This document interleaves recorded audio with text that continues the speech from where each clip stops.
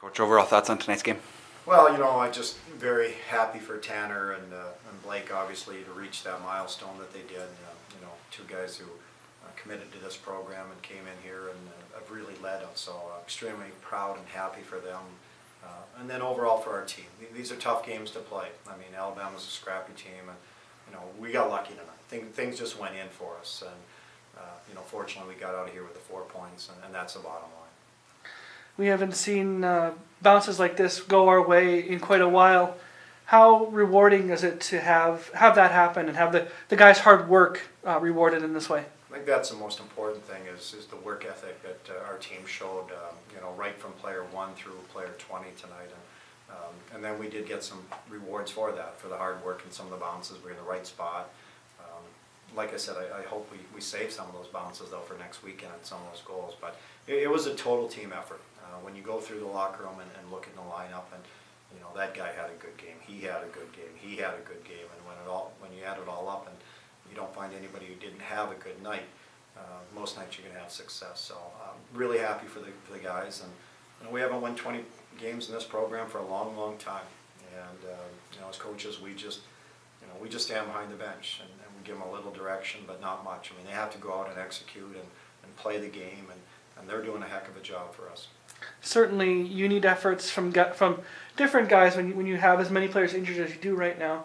You get 2 goals from Max Vallis tonight. You get 2 goals from Baltus. I mean, you got some nice efforts from guys that aren't normally on the score sheet as much as these guys were. Well, we did, and Max has only played 3 or 4 games for us all year.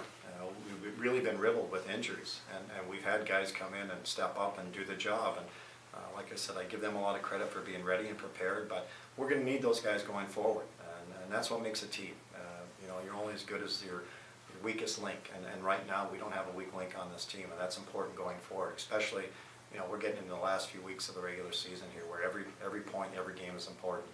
And certainly, again, you can't say enough about the way that Blake and Tanner carry themselves and the way they've carried themselves throughout your tenure here, right? Well, they're tremendous leaders. They're good student athletes. I mean, they're good in the classroom. They work hard away from the rink, and they work hard at practice.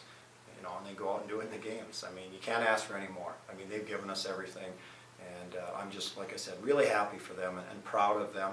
And they're having their best years here in their senior season, and that's what we want, and good for them. And Cliff Watson gets a goal for you too. It's got to be nice when you get a kid like him to finally get one in there.